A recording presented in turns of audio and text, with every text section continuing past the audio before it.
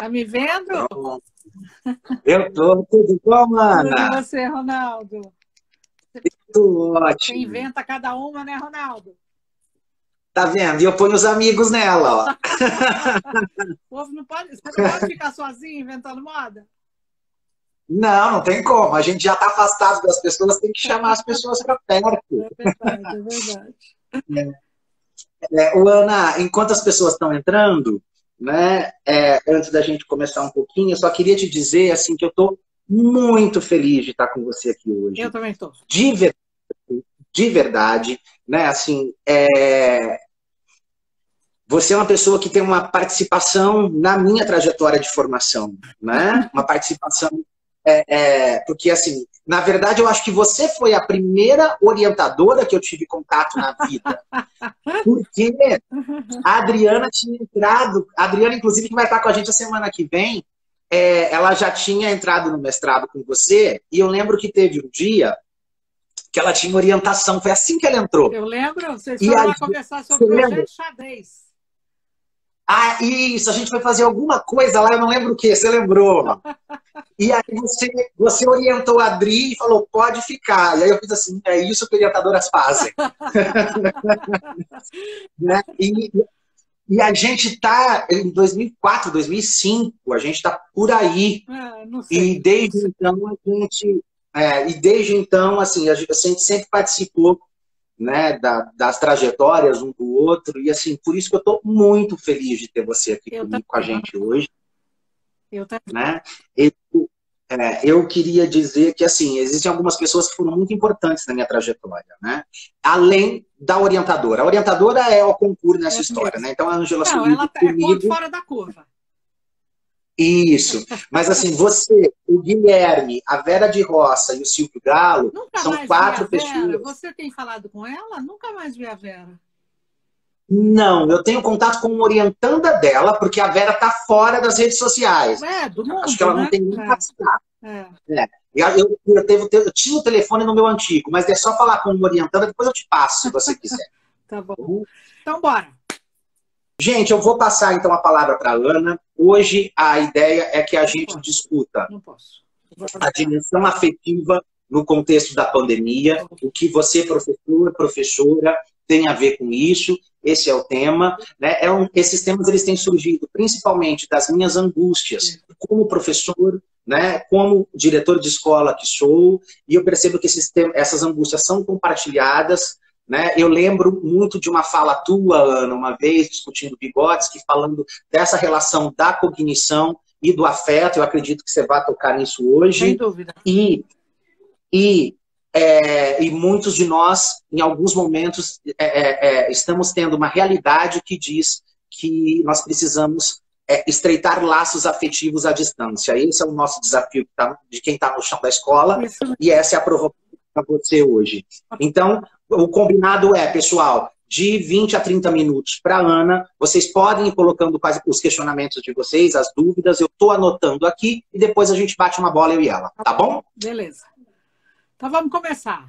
Ronaldo, em primeiro lugar, eu queria dizer para você que eu agradeço muito ao seu convite e que eu te odeio também um pouco por isso, porque fazer essas atividades para mim me deixam muito aflita, porque não é algo que eu domino, né? Tecnologia e etc. Tem algumas pessoas aqui que estão perguntando como fazem, eu não tenho a menor ideia, né? Como faz para entrar.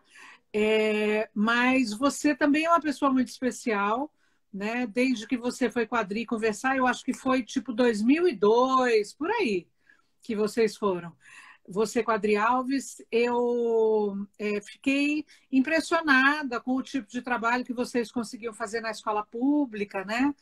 E aí você falou comigo domingo agora, ou sábado, dizendo que tinha tido essa ideia dessas lives, então vamos logo, né?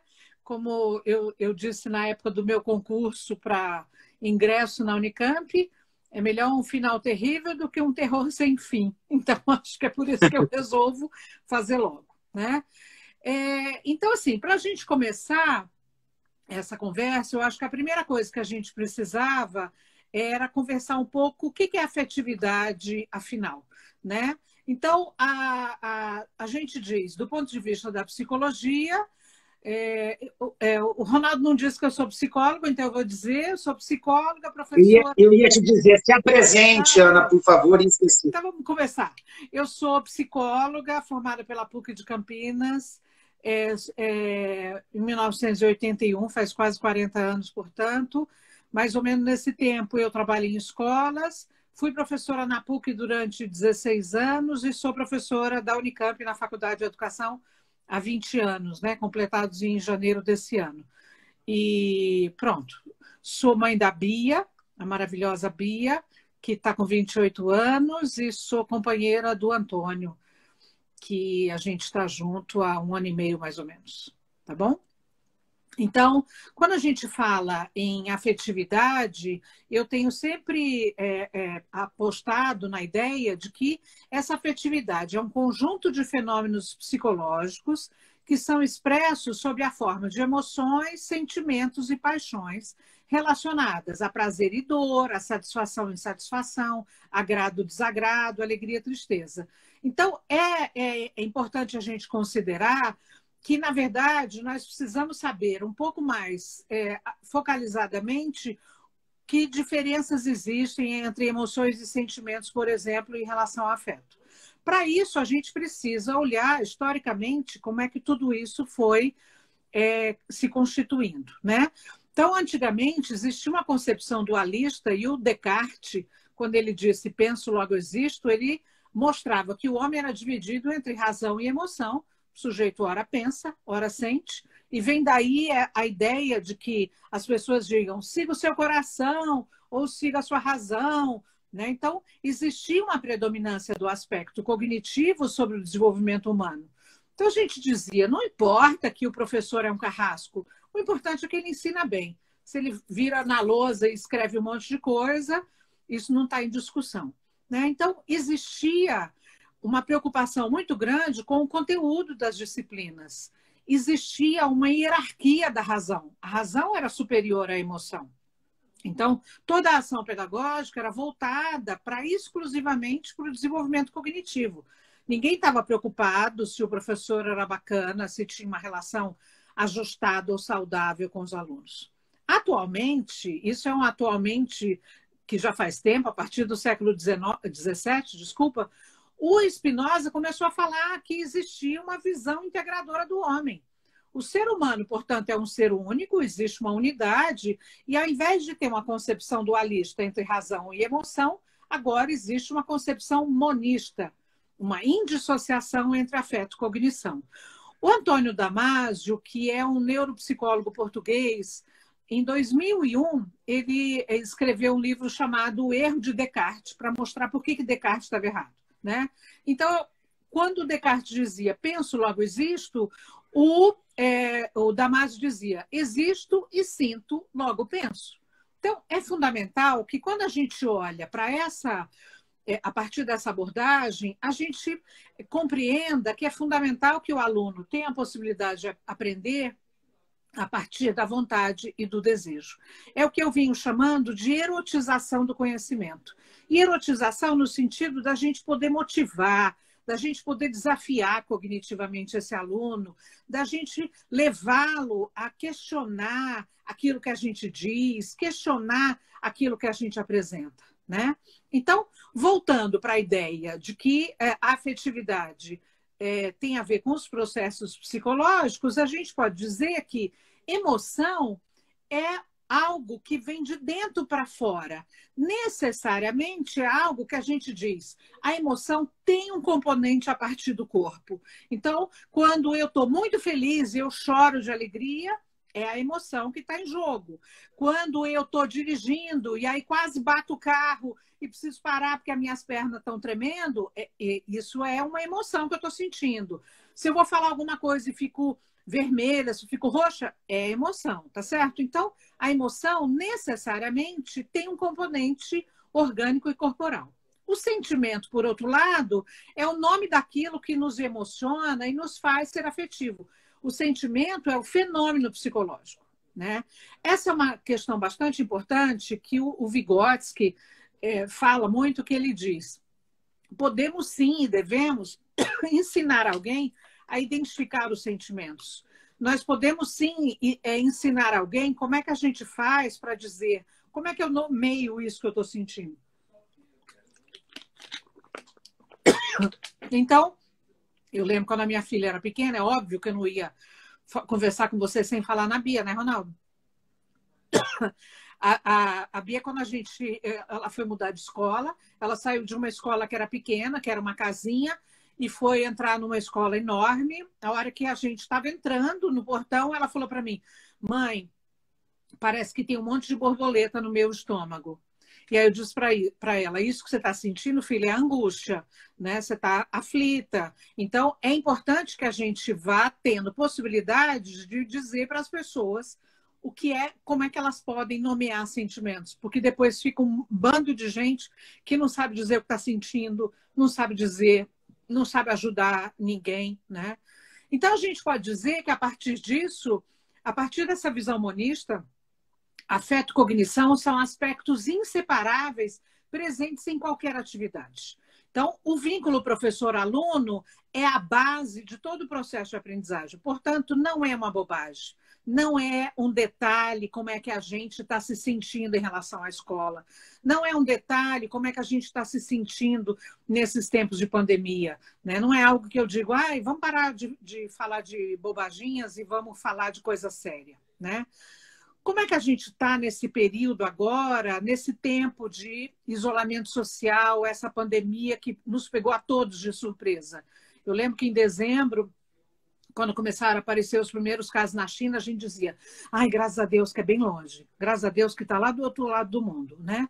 Aí chega a pandemia e pesquisas realizadas agora, em maio, têm mostrado que o desemprego atingiu 12.800.000 brasileiros, né? Entre fevereiro e abril. Isso não é um detalhe. A gente não pode considerar que a pessoa pode ter condições normais de temperatura e pressão estando desempregado, né? 8.600.000 pessoas deixaram de trabalhar em empregos formais e informais a partir do mês de abril, né? Então, assim, a ESPM fez um estudo publicado em maio dizendo que em cada 3 dos entrevistados perdeu pelo menos metade da renda. E 50% dos entrevistados teve alguma redução no rendimento.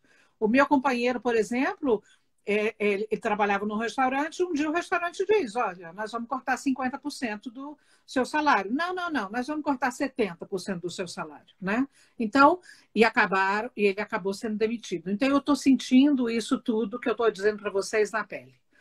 Outra dimensão importante que tem acontecido nesse período da pandemia e que nos afeta a todos, não só quem está na escola, é a dificuldade que as pessoas têm encontrado nas relações. Estar com alguém durante 24 horas do dia dentro de casa também não é um detalhe, né? Pelo Google Brasil, entre os dias 13 e 29 de abril desse ano, houve um salto de 9.900% no interesse da busca pelo termo divórcio online gratuito. Então, assim, quase 10.000% aumentando, né?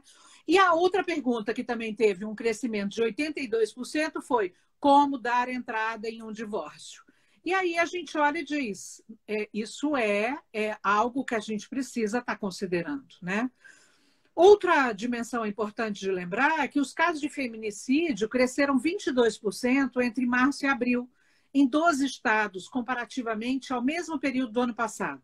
Então, subiram de 117 para 143. Entretanto, isso não significa que houve uma redução nos feminicídios. Houve, sim, uma redução dos registros, porque as pessoas precisavam sair de casa para ir denunciar, né? Então, as mulheres têm dificuldade de fugir do agressor e registrar a ocorrência.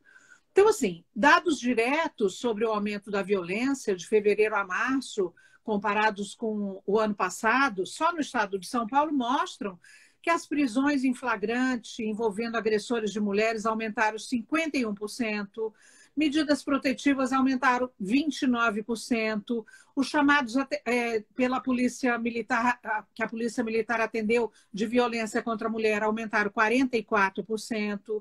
Então, assim, é muita coisa né, que a gente pode considerar.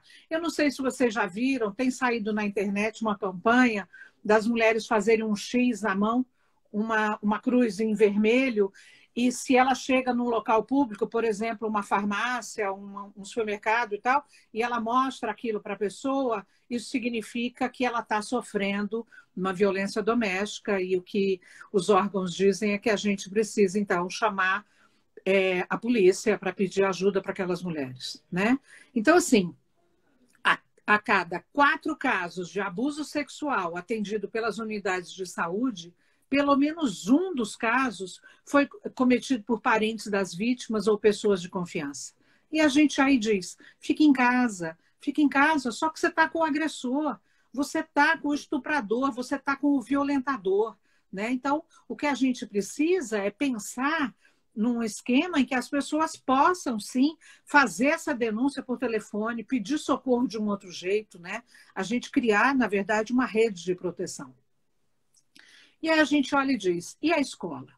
Que escola é essa que a gente tinha antes da pandemia, né?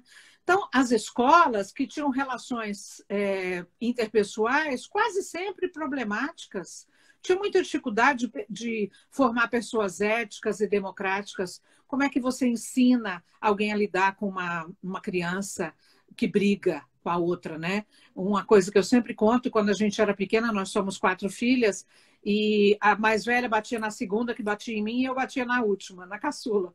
E a gente ia brigar com a minha mãe falava, bate nela! Aí a gente voltava e batia e apanhava tudo de novo.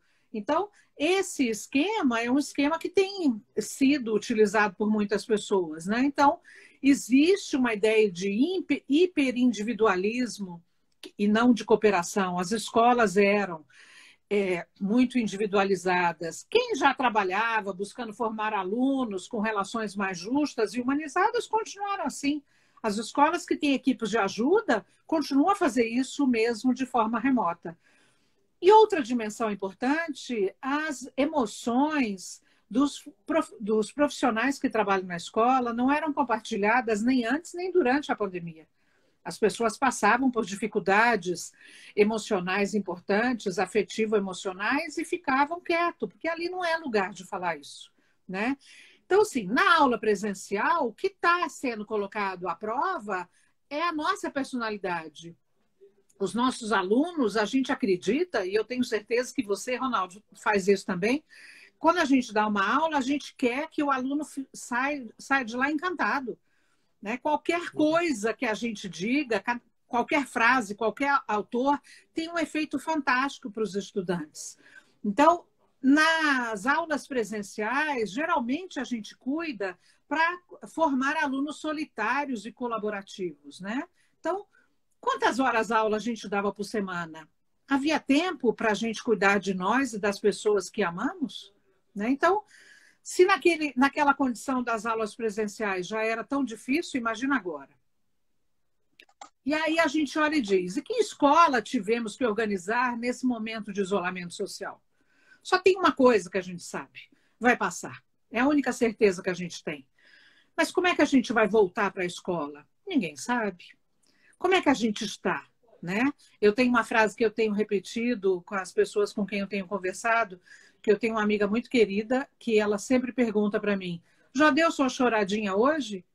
Então, depende do dia, a gente está bem ou está mal, né?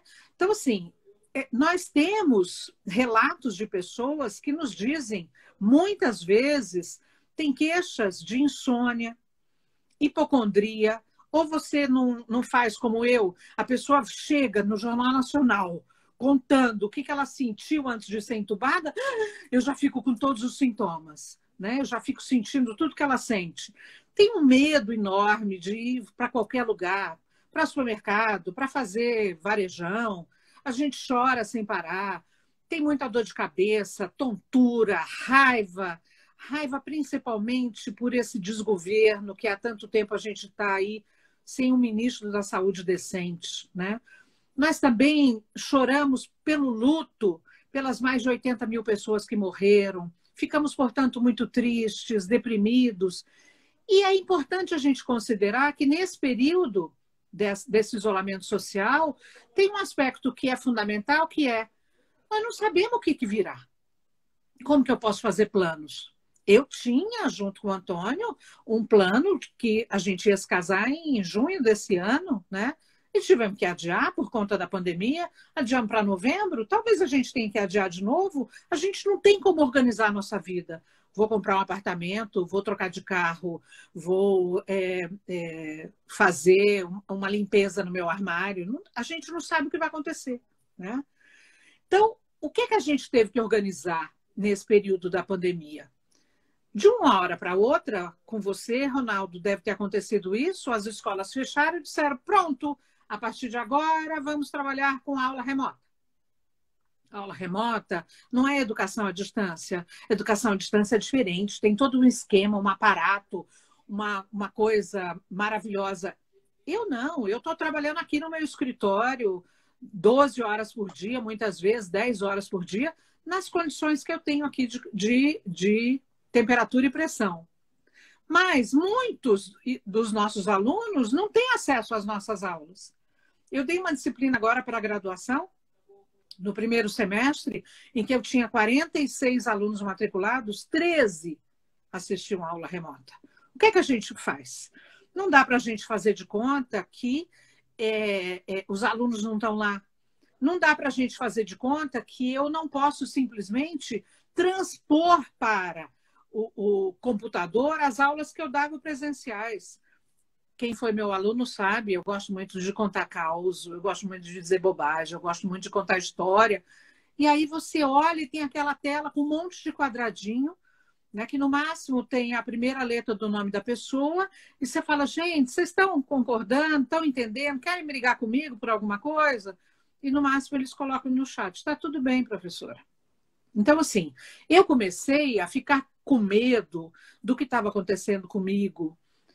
Eu, além de todos esses sintomas que eu contei, de hipocondria, de insônia, etc., eu tive muita dificuldade de seguir algumas orientações que os amigos fazem para nos ajudar, do tipo, tem uns livros sensacionais que você não pode deixar de ler. Assista tal filme, assista tal série, isso é imperdível. E eu digo, eu não tenho concentração suficiente para fazer isso. Eu sempre fui rato de biblioteca, sempre gostei muito de ler, e agora eu não consigo. Será que agora no isolamento social eu fiquei menos inteligente? Né? Será que eu vou voltar a ter uma vida normal? Tudo bem que eu nunca fui normal, mas o que vai significar poder fazer essas coisas todas? Alguns institutos de pesquisa acabaram fazendo pesquisa com os professores, e o Instituto Península é um instituto que fez uma pesquisa agora, publicada no final de maio, em que ele fez uma amostra com 7.700 respondentes, sendo que 80% dessas pessoas eram professores, e 80% desses professores do ensino fundamental 2 e médio, da rede estadual e municipal, e, como sempre, 75% mulheres. Né? Qual era o sentimento e a percepção dos professores nos diferentes estágios do que está acontecendo no Brasil? Então, assim como eu, 88% dos professores disseram que nunca tinham dado aula de forma remota antes de acontecer esse isolamento social. Como que eu podia dizer, chá comigo que eu sei fazer, se computador para mim é para escrever texto, é para entrar no Facebook, é para acompanhar vídeo, mas não para dar aula. A primeira aula que eu fui dar de forma remota, eu gravei durante 30 minutos uma aula e demorei 5 horas para postar. Ou agora eu sei o termo certo, fazer upload do arquivo, né? Então, claro que chega uma hora que dá uma crise. Eu chorava que nem uma louca, pedi ajuda para os meus universitários amados e dizia, gente, faz alguma coisa com esse arquivo. Então, eu não tive orientação, eu não tive preparação, eu não tive ajuda, a não ser dos próprios amigos que nos ajudaram. Né? Então, como é que os professores, de um modo geral, estão se sentindo? Assim como eu, assim como você, ansiosos, cansados, entediados, sobrecarregados, preocupados não só com a própria saúde, mas também dos familiares. O meu companheiro é diabético, a minha filha é asmática, minha mãe é uma idosa de 87 anos. A gente só pensa nisso. Eles vão pegar, né? Eu posso não pegar, mas posso transmitir para eles. E aí, como é que eu faço? A gente não tinha nenhuma experiência prévia com o ensino remoto. Nós tivemos também uma baixa oferta de suporte emocional e treinamento pelas redes. A Unicamp, agora, que é a universidade onde eu trabalho, organizou um grupo de apoio psicológico e psiquiátrico para professores. Sei lá, nós somos 10 mil professores, não tenho ideia quantos professores nós somos na Unicamp. 5 mil? Sabe quantos professores participaram? Eu participei 2 vezes até agora. 5. 5 pessoas participaram de um grupo, né? Então, a gente não tem como ir atrás das ofertas, até porque a gente não sabe. Então, a nossa infraestrutura de trabalho para trabalhar remotamente é muito limitada, né? Então, para poder dar as aulas, eu pago uma plataforma em que eu posso usar mais do que 40 minutos para a live não cair, ou então a gente usa alguns recursos que a própria universidade dá, mas a gente não tem muita orientação. A Unicamp tem um grupo, tem um trabalho, né? Eu não sei se a gente pode chamar, é uma estrutura que é o EA2, Espaço de Apoio ao Ensino e Aprendizagem, que lá tem muitas situações em que a gente pode aprender, mas não dava tempo. Eu tinha que inventar essas maneiras, né? Então, a gente teve que mudar e incorporar essas atividades online na nossa rotina. Eu tenho o privilégio de ter, há 28 anos trabalhando comigo, a minha Cida, minha empregada, que eu nunca me preocupei com atividades de casa, né? Eu lembro quando ela começou a trabalhar, ela falava, o que você quer almoçar? Eu falava, surpresa! Eu não quero nem saber o que você vai fazer. Agora, eu tive que fazer o quê? No meio de tudo isso, dessa preparação, como muitos de vocês que estão aí, a gente teve que fazer atividades de casa, cuidar dos pais idosos, fazer coisas de lavar roupa, passar roupa, isso não precisa na minha casa. A gente passa a roupa, passa ela da lavanderia para o armário. É só assim que eu passo roupa, né? Lavar banheiro, cuidar do cachorro, né? Então, é muita coisa. E junto com isso, o que a gente tem que fazer? Nós temos que buscar manter contato com os estudantes, onde eles estão.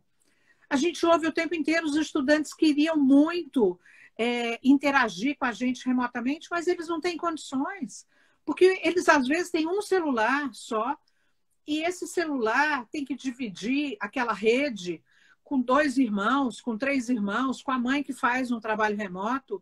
Então, não dá para a gente dizer que eles não estão lá porque eles não querem.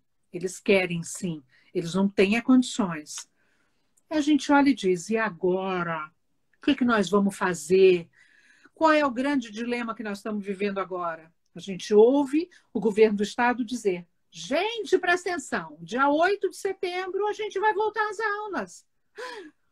E aí, os professores nos contam que o maior medo que eles têm é o medo de ser contaminado. Você deve ter acompanhado no Facebook piadinha de professor que a mãe da criança diz para ela, professora, o Joãozinho veio para casa com uma máscara que não era dele. Aí ele falou que eles experimentaram as máscaras de todo mundo, papapá. Então, assim, a gente tem acompanhado esse sentimento de vulnerabilidade que a gente tem, não só dos professores que vão receber os alunos. E eu estou falando desde a educação infantil até o ensino universitário. Está acontecendo em outros países, né? Então, assim, uma pesquisa mostrou que 82% dos professores na Escócia, e nós estamos falando de um país em primeiro mundo, tem medo de voltar, né? Então, 13% desses professores chegam a ter insônia. Então, nós temos que considerar algumas dimensões para a gente não pirar nessa situação. A epidemia é altamente estressante. Eu Tem dia que eu choro sem ter motivo. Tem dia que, por uma bobaginha de nada, eu abro a boca a chorar. Ela é muito estressante porque a gente passa o tempo inteiro tendo medos que a gente não tinha mais. As pessoas, entretanto, reagem de um jeito muito diferente das outras. Chorar, ficar com medo o tempo inteiro, não é padrão. O que eu estou dizendo é algumas pessoas se fecham, algumas pessoas entram em depressão, algumas pessoas buscam sem parar o contato com outras. Mas, de qualquer forma, nós não podemos minimizar o que está acontecendo. Mas nós temos que cuidar da gente e cuidar também da nossa comunidade. Como é que a gente faz para cuidar da gente? Uma das coisas que eu queria sugerir é que a gente aprenda a falar sobre nossos sentimentos. Nós temos que ter, junto às pessoas com quem a gente ama, que buscar garantir demonstrações genuínas de interesse. Do tipo, Ronaldo, como é que você está? Olha, você tinha me dito que não estava tudo bem, e agora? Por mais que eu sinta a minha dor, muitos de vocês devem sentir isso quando eu estou com uma dor muito grande e um amigo amado como o Ronaldo pede ajuda, o que a gente faz? Põe a dor no bolso e vai atender a ele. Quando for a minha vez, ele vai fazer a mesma coisa comigo. A gente não pode ter receio do que a gente vai ouvir. Nós não temos que pensar que nós temos que resolver o problema do outro. Nós temos só que compreender, sentir empaticamente o que ele está dizendo. Né? Então, é algo que é importante que a gente diga as coisas que a gente está sentindo. Eu digo para as minhas amigas, para os meus amigos, eu não estou boa, eu não estou bem. Se eu disser para você, está tudo bem? A minha amada Adriana Pierini, com quem eu falo muito sobre isso, e ela inclusive perdeu a mãe agora de Covid, a gente começa a falar, e aí a gente tem uma frase que a gente sempre diz, o resto está tudo bem, né? Tá, o resto está tudo bem, está tudo funcionando, mas a gente não está, né?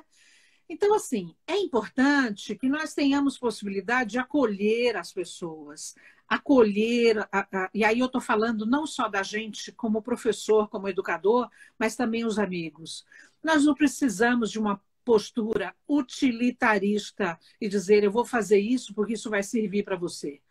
Nós temos amigos amados que também perderam familiares, que também estão passando necessidade, que sentem medo, muito medo, que estão vivendo relações conflituosas, que estão angustiadas como nós. Então, a gente precisa saber ouvir de uma forma sensível, sem interromper o diálogo, apresentando uma solução super legal. Olha, sabe o que eu fiz? Eu comecei a fazer tal coisa, uma simpatia, papapá. Nós temos que aprender a compartilhar a nossa própria vulnerabilidade. Então, existe uma estrela guia, essa expressão é da professora Idália Sá Chaves, lá de Portugal, que ela diz, nós temos que cuidar daquilo que vale a pena. Cuidar, portanto, da nossa humanidade. Saber pedir ajuda é fundamental.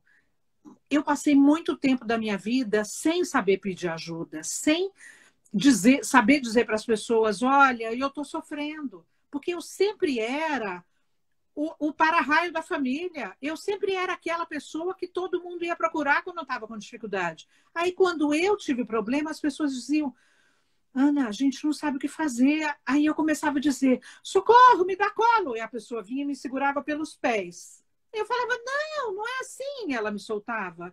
E aí eu me esborrachava. Então, a gente precisa dizer, eu não estou bem, eu estou chegando no meu limite, eu estou muito cansada, eu estou precisando sair um pouco de cena, ou então não me deixe sair de cena. Isso é uma coisa que eu tenho dito também. Né? Então, apesar desse distanciamento social, eu não quero, eu não consigo ficar longe das pessoas que eu amo, minha mãe, minhas irmãs, sobrinhos. Então, a gente precisa cuidar daquilo que a gente chama na psicologia de reabastecimento emocional. Tem uma imagem que eu sempre uso que é assim, se a gente considerar um astronauta que sai daqui, né, da Terra e vai para um outro planeta, a hora que ele desce para fazer uma visita, para conhecer o planeta, ou ele tem atrás dele um cilindro de oxigênio, ou ele tem uma grande mangueira ligado ao oxigênio que está na nave, que a gente chama de nave-mãe. Então, ele vai investigar o que tem ali a 5 metros, mas a mangueira dele tem 4. Então, ele tem que arrumar uma extensão disso, tem que voltar para trocar. Ou então, ele troca o cilindro de oxigênio. Esse nosso oxigênio tem a ver com as pessoas que a gente ama. Aquela situação em que a gente liga para a mãe. Eu estou usando muito o exemplo da minha mãe, porque hoje a minha mãe diz: você vem aqui que eu estou com saudade. Então, quando a gente liga para a mãe e fala: mãe, tá tudo bem, eu estou ligando só para saber se você está bem. Isso se chama reabastecimento emocional. A gente precisa, como se fosse o oxigênio do astronauta, voltar para uma pessoa e dizer isso. Eu não consigo ficar longe muito tempo fisicamente da minha filha, apesar de falar com ela todo dia, 3, 4 vezes por dia. Então, a gente precisa se reabastecer emocionalmente. A gente precisa fazer isso, nem que seja de forma remota, né? Então, como é que a gente vai ter a escola depois da pandemia? Quando que a gente vai ter isso? Não sei, ninguém sabe. A gente só sabe que o governo está apostando em coisas que a gente não concorda, né? Levar 30%, 40% dos alunos para a sala de aula, uma parte assiste em casa, outra não. Então, assim, nós temos que, além de ter um excelente domínio sobre o conteúdo do que a gente vai ensinar, nós temos que olhar e falar: o que está acontecendo comigo do ponto de vista ético, estético, humano, né? Eu tenho que ser super-homem, super-mulher? Claro que não. Apenas a gente tem que olhar para a nossa estrela-guia. Não se mudam as instituições, nem as escolares, sem se mudar a mentalidade das pessoas. A escola e a universidade podem ser parceiras nisso, né? Nós temos que recuperar, se é que a gente já teve, a calma, a contemplação da vida e do mundo. Nós temos que aproveitar e olhar para aquilo que o professor Jorge Bento, que é de Portugal, ele chama de ilhas de desaceleração. O que nessa minha casa, nesse meu espaço, nesse meu grupo de amigos remotos, pode me ajudar a me desacelerar. Isso é fundamental que a gente busque, né?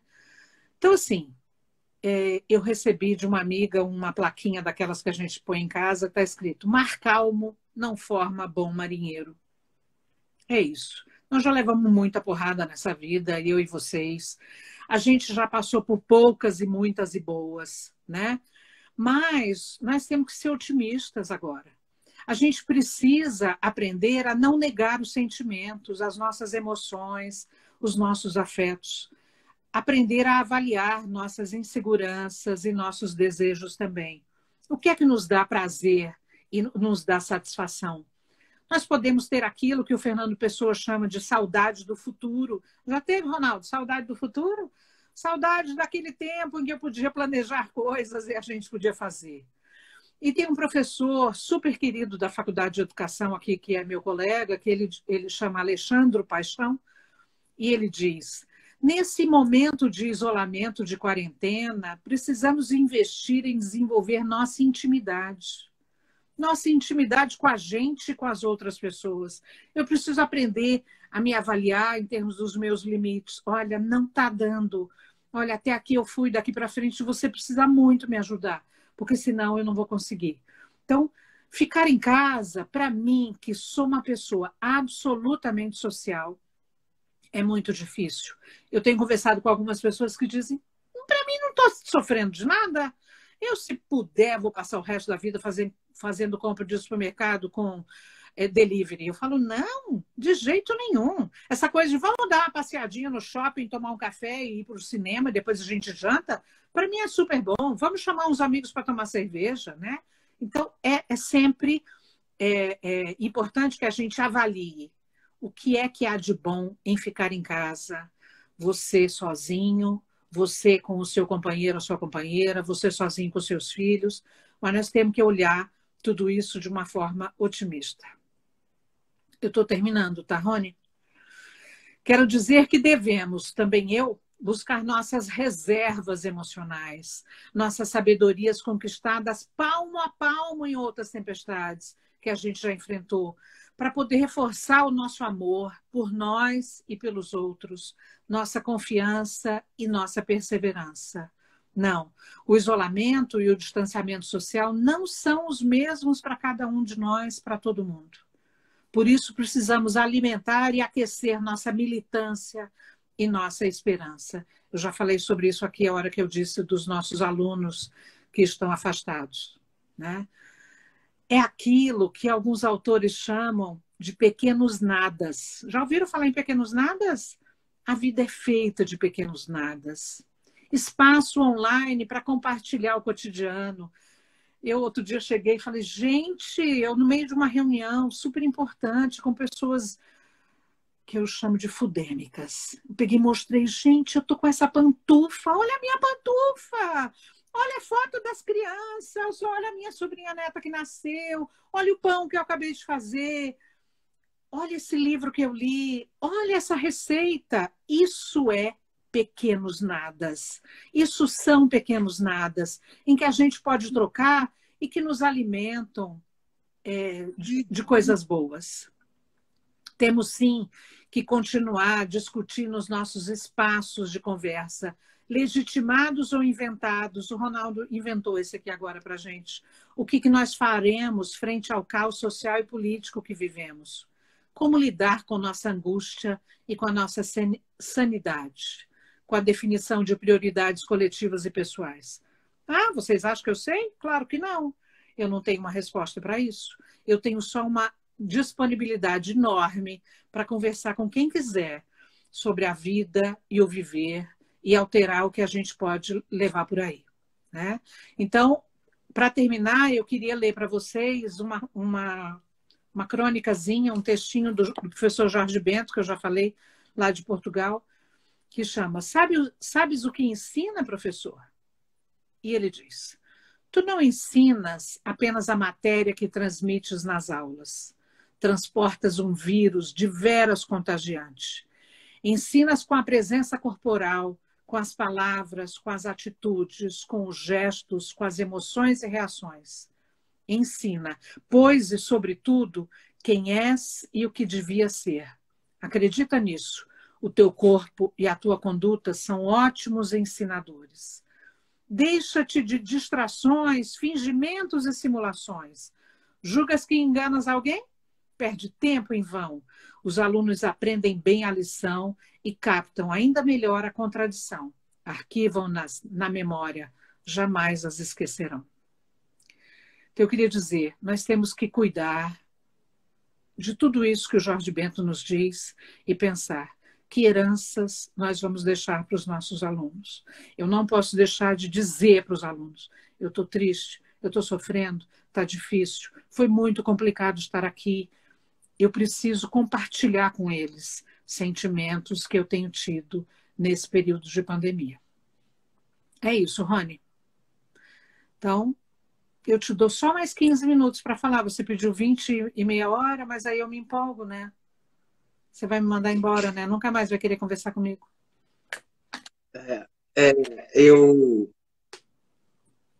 Você não fez uma fala, você acabou de jogar os seus dois pés no meu peito, eu não sei o que eu faço com isso agora. Foi, Rony, você quer vir aqui? Quer ficar de mão dada comigo? Eu queria. Eu me emocionei muito na tua fala. Eu não chorei para não ficar feio, essa é a grande verdade. Chorar não é feio. Eu não sei. Chorar não é feio. Eu não sei por onde eu começo.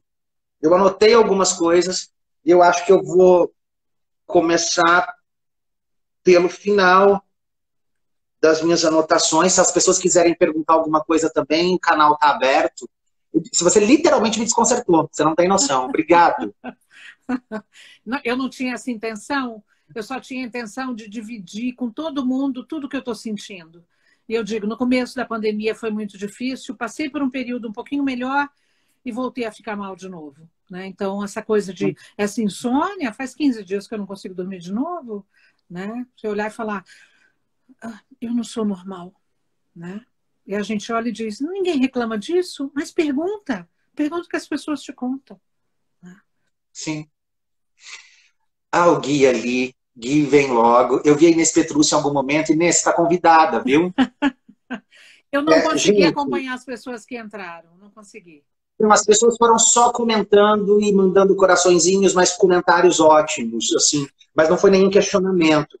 Acho que está todo mundo passado. Se todo mundo tiver igual eu, está todo mundo passado. Né? Então a gente acaba a live por aqui. E para assistir a Não, Griseldinha. Vamos ver a Griseldinha?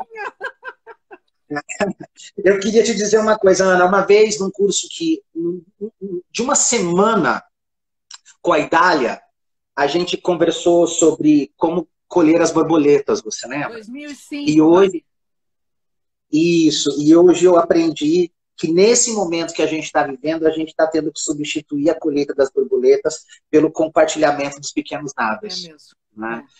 Né?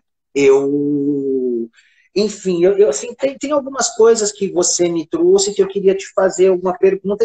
Você é tão chato, agora eu vou quebrar com tudo de lindo.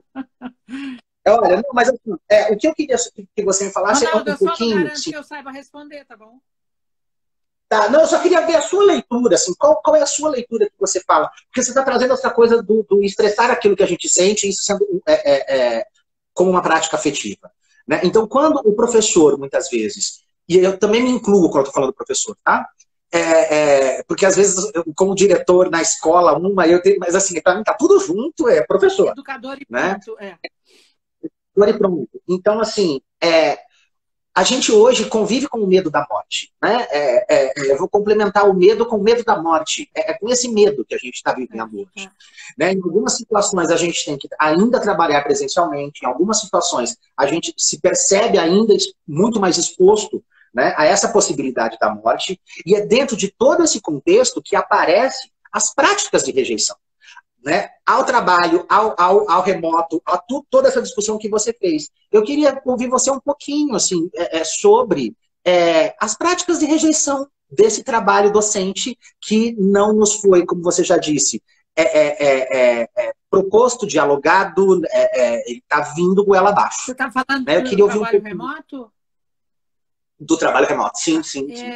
Ronaldo, eu acho que trabalhar remotamente, para mim, foi tem sido muito angustiante, tem sido muito difícil, né?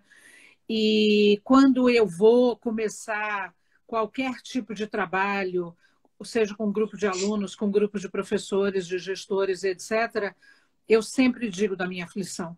Eu acho que a gente precisa falar da nossa vulnerabilidade. As pessoas precisam saber que, apesar de eu ter mestrado, doutorado, pós-doutorado, eu sofro. Né? Então, eu sou gente, né? Hã? Eu sou gente antes. Eu sou. Então, assim, acho que a gente precisa ensinar isso para os nossos estudantes. Todas as vezes que eu vou me apresentar para alguém, ao invés de eu ficar só falando dos meus títulos acadêmicos, eu sempre digo: eu sou mãe da Bia, eu sou companheira do Antônio, eu sou filha da Zezé, que eu tenho mais 3 irmãs, que a gente que o meu pai morreu, a gente era muito pequeno, minha mãe ficou viúva com 39 anos e teve que se virar. E as pessoas olham e dizem: e você conta isso presencialmente? Eu conto porque as pessoas precisam saber que eu não sou um diploma. O meu diploma, claro que foi conquistado palmo a palmo e é consequência de um investimento pessoal e de algumas condições de vida que eu pude ter para poder conquistar, mas as pessoas precisam saber do meu eu. As pessoas precisam saber que eu sou uma ensinadora que também vai mostrar dimensões em que eu tenho fragilidades. Acho que a gente precisa falar disso para os alunos. Eu comecei a dar aula online para os alunos da Unicamp e os alunos não apareciam, né? E eu chamava, os alunos não apareciam, e aí uma orientanda minha, que era a minha PED, minha monitora, falou para mim: Ana, grava um vídeo seduzindo os alunos, né? E eu disse para eles, gravei um vídeo de 2 minutos e meio, e disse para eles: é muito difícil para mim estar aqui. É muito difícil eu estar nessa situação, mas eu gostaria muito que vocês pudessem estar comigo para que a gente pudesse compartilhar o que a gente está sentindo. E eu vi alunos dizendo, eu não assisto mais os telejornais, eu não consigo mais ver notícia da quantidade de mortos, isso me faz mal. Então, para algumas pessoas, elas precisam dessa informação. Algumas pessoas dizem, eu estou longe, eu só preciso saber que eu tenho que ter juízo, né? Então, acho que a gente precisa lidar com tudo isso de uma forma em que, antes de qualquer coisa, a gente peça para alguém nos ajudar. A gente peça a mão, né? Eu tenho oferecido para os meus alunos o meu telefone celular.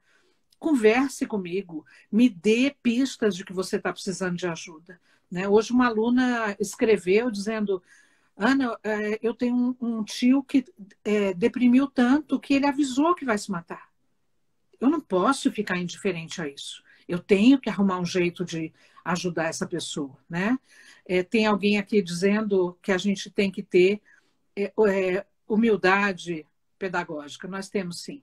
É a Jaqueline que está dizendo. Nós temos sim que ter humildade pedagógica para dizer para os alunos, eu não sei o que fazer, eu não sei o que te dizer, para mim também está difícil, né? E onde a gente vai aprender a fazer isso, eu não sei. A gente, no nosso departamento de psicologia educacional da Faculdade de Educação da Unicamp, a gente tem conversado muito sobre os estágios dos alunos para serem professores, se eles fazem estágio remoto ou não. Alguns professores têm defendido, e eu faço parte desse grupo, que é fundamental os alunos participarem dessas atividades remotas que a gente tem dado, até para poder saber como é difícil. A gente não sabe como é que vai ser o mundo. A gente não sabe daqui, sei lá quantos anos, se a gente conseguir logo essas vacinas e a gente conseguir superar isso, tudo bem. Senão a gente vai olhar e dizer, a gente vai se perder de novo. A gente precisa ensinar isso para os nossos estudantes, né? Como? Eu não sei. A Unicamp ofereceu para os alunos computadores, tablets, chips, né, para poder acessar a internet, e muitos deles, apesar de terem dito que queriam, não foram buscar. Você acha, Ronaldo, que os alunos não queriam? Ou eles não conseguiam? Não consegue sair da cidade dele, porque ele precisa pegar um ônibus, e o ônibus é cheio de gente com Covid, né? Cheio de gente contaminada, cheio de possibilidade. Então a gente olha e diz, ainda não deu certo. Eu fui pega de surpresa no dia 13 de março, quando a universidade suspendeu as aulas presenciais. Mas o segundo semestre eu não vou mais ser pega de surpresa. Eu preciso saber o que é que eu preciso fazer para trazer esses alunos para perto de mim. Como chamar esses alunos? Como seduzir? Vou me expor, vou dizer, vou contar. Acho que essa é uma experiência que eu não posso negar aos alunos, né? Falei muito. Ana, a gente tem, pelas minhas contas, 4 minutos. Eu queria, acho que te agradecer.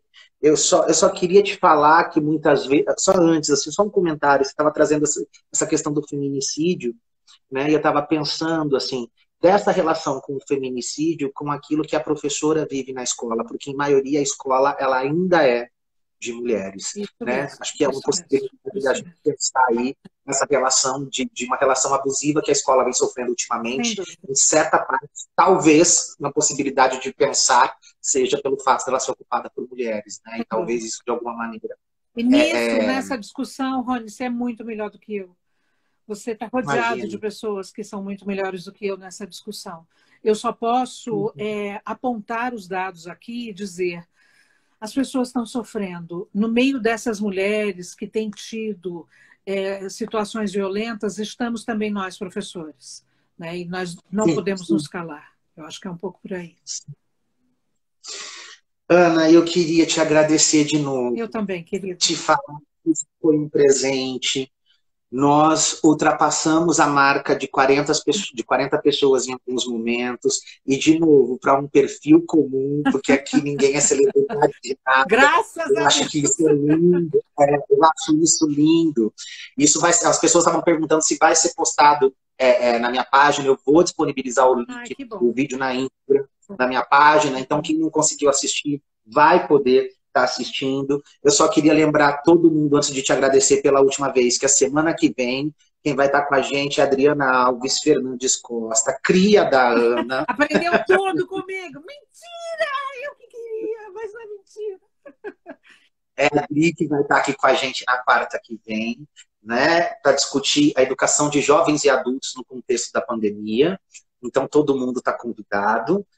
Dia 12, o Gui está aí na live, dia 12 o Gui vem, tá? Isso mesmo. Gente, então assim, Ana, de verdade, obrigado. Eu que agradeço. Obrigado. Eu quero deixar, Ronaldo, você pode até colocar isso na sua página, o meu telefone celular, para as pessoas poderem falar comigo. Não me ponham, pelo amor de Deus, em correntes de bom dia, de conseguir algumas coisas, mas podem me procurar para a gente conversar. Então, o celular é 19 98149 9029. Podem me chamar, eu sou boa de responder e o que a gente puder fazer junto, a gente vai fazer. Eu agradeço muito, Rony, você de ter insistido para eu estar aqui e foi muito bom. Obrigada por tudo, por você ser tão querido. Imagina, eu que agradeço. Que esse beijo venha presencialmente o mais rápido possível. Sem dúvida, se Deus quiser. Tá bom. Um beijo, meu querido. Pessoal, obrigado pela presença de todo mundo, pela participação. A presença é ótima, pela participação de todo mundo, a gente quer a presença, né? Verdade, a gente quer a presença. Obrigado pela participação de todo mundo. Quarta-feira que vem, vamos estar aqui com a Adri. Ana, de novo, muito obrigado. Como diz a Idália, um abraço virtual para cada um de vocês, bem apertado. Beijo, tá certo. Rony. Tchau, querido. Tchau.